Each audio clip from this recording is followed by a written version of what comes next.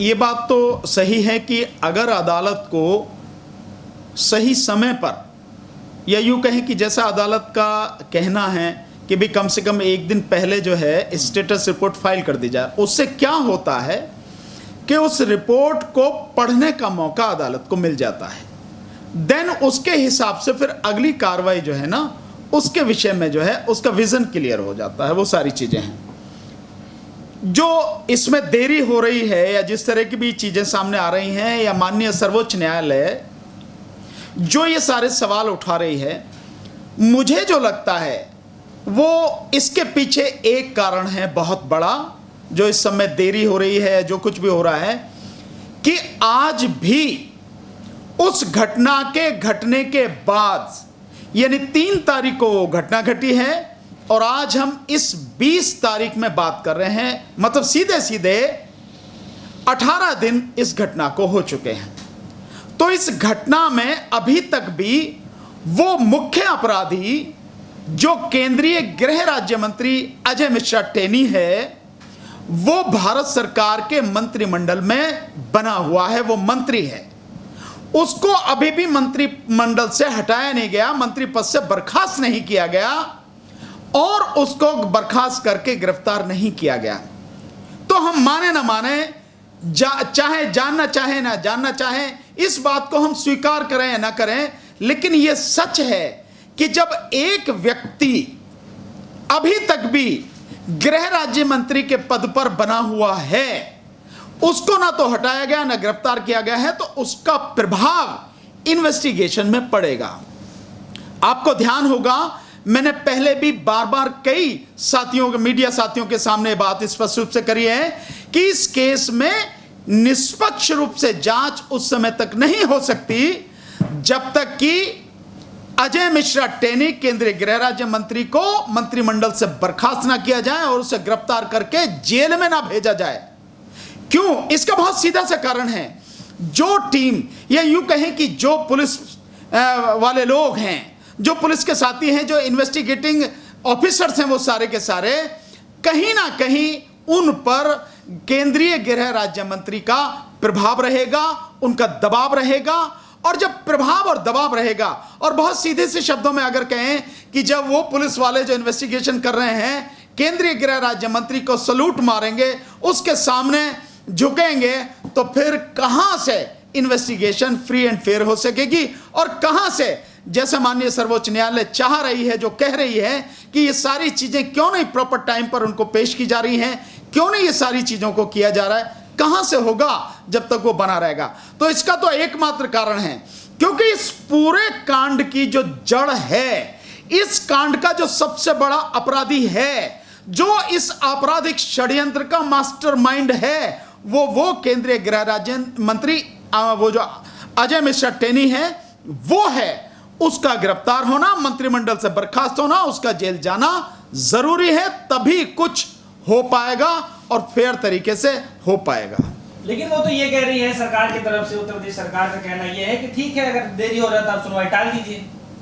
नहीं तो इसके अलावा उनके पास में और कहने को क्या है? जो वो कह रहे हैं कि सुनवाई टाल दीजिए, भाई जब ये सारी चीजें हैं तो वो आप इसको इस तरह से कह सकते हैं सुनवाई टाल दीजिए, या इसको ये कह सकते हैं कि पुलिस ये कह रही है कि हमें और समय दे दिया जाए ताकि जो है हम ये सारी चीजें जैसा अदालत चाहती है उसके सामने रख सकें। तो इसके अलावा उनके पास कहने के लिए क्या है?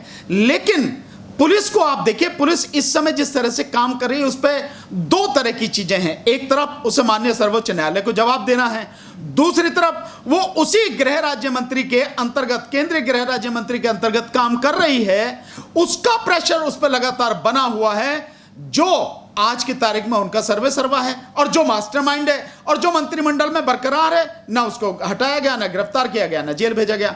तो ये मुसीबत पुलिस की है। पुलिस किस प्रेशर में काम कर रही होगी, किस मन स्थिति में वो इन्वेस्टिगेशन कर रही होगी, इस बात को समझा जा सकता है। और ये काम तभी फेयर तरीके से हो सकता है, ये यूं कहा जाए, मैं यूं कहूं कि प्रॉपर तरीके से जो इसको स्पीड मिल सकती है और बिल्कुल एकदम फ्री एंड फेयर इन्वेस्टिगेशन हो सकती है, निष्पक्ष इन्वेस्टिगेशन हो सकती है, वो तभी संभव है जब मोदी मंत्रिमंडल से केंद्रीय गृह राज्य मंत्री को बर्खास्त किया जाए, उसे गिरफ्तार किया जाए और जेल भेजा जाए, तभी यह संभव है। लेकिन सर लगातार यूपी में चुनाव है, रैलियां हो रही हैं, मोदी जी योगी जी की रैलियां हो रही हैं। वो हर रैली में बोलते हैं कि यूपी में माफियाओं का, गुंडों का राज खत्म हो चुका है। लेकिन वही सवाल ये खड़ा होता है कि उन्हीं के राज्य में लखीमपुर में ऐसी घटना घट जाती है और अभी तक कार्रवाई में पुलिस लापरवाही बरत रही है, तो किस मुंह से इतनी तारीफ करते दिखते हैं? नहीं, वो तो आप समझिए कि बेशर्मी की सीमाएं सारी लांघ चुके हैं। ये तो बेशर्मी है, इससे ज्यादा और क्या हो सकता है कि आपके ही सामने, पूरी दुनिया के सामने एक आंदोलन में निर्दोष किसानों को जानबूझकर उनके ऊपर 3 गाड़ियां चढ़ा दी जाती है पीछे से। इतनी नृशंस हत्या की जाती है कि आजादी के बाद ऐसी घटना इस देश में पहले कभी नहीं हुई जो यहां देखने को मिली है।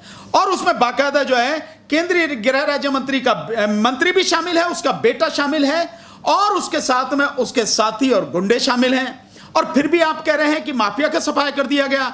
तो क्या यह माना जाए या यह कहना सही रहेगा कि जो पहला माफिया था उस माफिया की जगह अब सरकार ने ले ली है? जो भारतीय जनता पार्टी की सरकार है, यह जो बीजेपी है, उसने माफिया का रूप ले लिया है। और शायद ये एक तरह से सही होगा, यह जो पुलिस है उसने माफिया का रूप ले लिया। क्या यह कहना सही रहेगा? अगर हम इससे पहले की जो घटना देखें, इससे 2-3 दिन पहले ही तो घटना हुई थी, जो गोरखपुर की घटना थी, जहां पुलिस वालों ने एक निर्दोष व्यापारी को, मिस्टर गुप्ता जो हैं, उनको बुरी तरह से मारा, उनकी हत्या कर दी। और आज की तारीख में अभी तक इस समय लगभग उसे 20-22 दिन होने को हो गए हैं, उस हत्यारे पुलिस वाले का कुछ नहीं हुआ।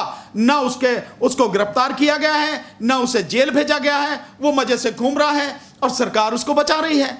फिर इसके बाद में और मजेदार बात देखें कि लखीमपुर खीरी में एक कांड हुआ है और कल लखीमपुर खीरी, वो शाहजहांपुर में भरी अदालत में एक गुंडे ने एक वकील को सरेआम गोली मार दी। मतलब आप ये देख रहे हैं, तो क्या इस खून खराबे को आप कहेंगे माफियाओं को सफाया हो गया? अच्छा, अभी कुछ दिनों पहले, मतलब 1-2 साल हो गए, यूपी में जो हाईकोर्ट है, इलाहाबाद हाईकोर्ट का बयान आया था कि यूपी में जंगल राज है, हम लोग परेशान हो चुके हैं यूपी में जितने केसेस आ रहे हैं। तो जंगल राज को क्या लगता है, अभी जंगल राज अभी तक कायम है या कुछ कम हुआ है? नहीं, ये कायम नहीं है बल्कि और बढ़ गया है। जब आप बेगुनाह निर्दोष किसानों पर एक मंत्री के पूरे षड्यंत्र में शामिल होने के बाद उसका बेटा गाड़ियों से रौंद देता है, 3 गाड़ियां, एक नहीं 2, 3 गाड़ियां लगातार, एक थार है, एक फॉर्च्यूनर है, एक स्कॉर्पियो है, और वो रौंदते चले जाते हैं उन पर। और उसके बाद में फिर एक वकील की हत्या होती है। कितने ही आपने जो एक नहीं कितने ही कांड देखे। मैंने बताया था करीब महीने भर पहले की एक घटना है, यहाँ पे एक नोएडा में एक लड़की को अगवा किया गया, वो भी घटना है, सरेआम उसको अगवा किया गया, गाड़ी में बिठा के उसको जो उठा के ले गए। तो ये जो सारी चीजें हैं, जरा बताएंगे कि ये माफिया राज कैसे कम हुआ है? क्या बीजेपी ने ये सोच रखा है, मोदी जी और योगी जी, ये इनका पैमाना ये होगा कि जब हम अपराध में नंबर 1 होंगे तब माफिया का सफाया माना जाएगा? ये तो इससे तो ऐसे ही लगता है कि अपराध नंबर 1 हो रहा है, बढ़ता चला जा रहा है, और आप कह रहे सफाया। कहीं कोई सफाया नहीं, बल्कि मैं कहता हूं इस बात को कहने से पहले प्रधानमंत्री को 100 बार नहीं 1000 बार सोचना चाहिए। लेकिन प्रधानमंत्री का नैतिक पतन इतना हो चुका है, उन्हें सोचना नहीं है कि बस बोलते चले जाना है, झूठ झूठ झूठ, इसके अलावा कुछ नहीं है। तो उसकी बात का ध्यान क्या देना है?